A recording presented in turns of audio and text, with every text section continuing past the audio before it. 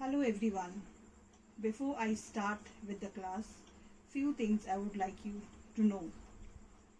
On the whole, as environmental studies, we have two textbooks. One EVS Part 1 and the other EVS Part 2. In EVS Part 1, we have subjects like science, geography and civics. In EVS Part 2, we have only history. Today I will begin chapter 1 in history textbook, that's EVS Part 2. So let's begin with the chapter. We all have heard about Mahatma Gandhi, Shivaji Maharaj. We have heard about New Stone Age period, early Stone Age period. Where is all this found? Where did you read all these things? In history. All this happened in the past. Just as when we heard about Shivaji Maharaj in 4th standard. Had you seen any time Shivaji Maharaj? No. Even I did not see. But we heard so much about him. Now we heard so much about him from our parents, from our grandparents. We read books about him. We also saw short films. We saw movies about him. Yes, all this was done in the past. So, according to what is history? A science that tells us about the events in the past. Now, when we divide our time into past, present and future, words like now, today and this year are terms that indicate the present. Words like sometimes ago, yesterday and last year are terms that indicates the past. Words like after some time, tomorrow and next year that indicates the future. So we can say that past, present and future are the indications that have been sent to us. The time that has already gone by is the past.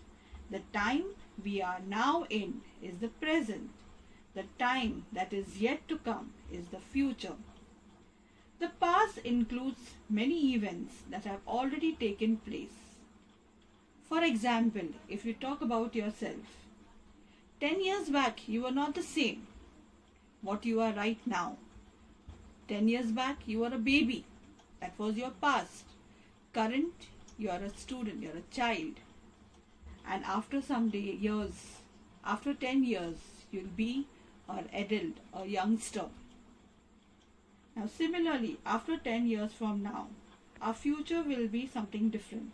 The time gone by between today and the day of your birth is your past, and the past in the life of a person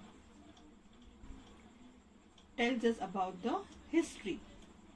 So therefore we can say that science tries to understand the past events is called as history. Next, we move on to the scientific method of history.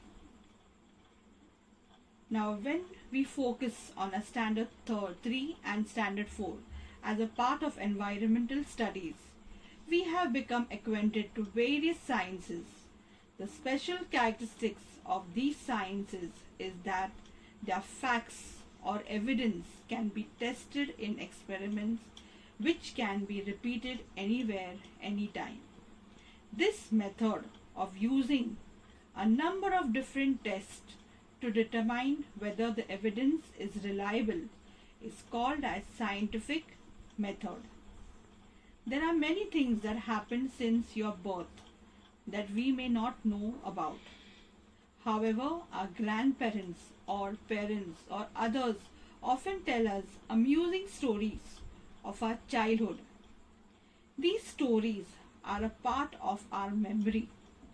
However, When different people tell us about the same event, we find differences in their narration.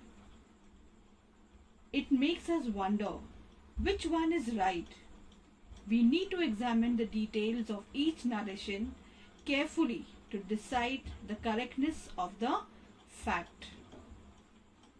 It is not possible to conduct experiments to recreate the events that have happened in the past.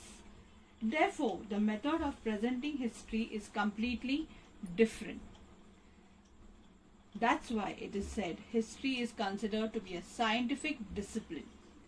Now, when we say scientific discipline, the method of presenting history is different from all other sciences. Now, when we want to find out about certain things, collection of evidence is very important. Again, examining and putting it together, and then help is required from other science. Therefore, history is not written solely on the basis of imagination, but it is with the help of the people and the evidence that we get. Ancient objects, structures, sculptures, pots, coins, inscriptions, copper plates, books, manuscripts, tradition stories and songs remembered over many generations are the sources of history. Therefore, sources of history is divided into three parts. 1. Material sources. 2. Oral sources. 3. Written sources. In order to find out what happened in the past and how it happened, evidence available for all these sources is collected and thoroughly examined to determine its reliability. With the help of the evidence that stands these tests, past events are put in proper sequence and the events are put in proper order, and an historical account is written. This is scientific method. I would like to show you a short video, and then you can have a look on the assignment that is being given to you, which you have to do it in your notebook, and the lesson will be continued.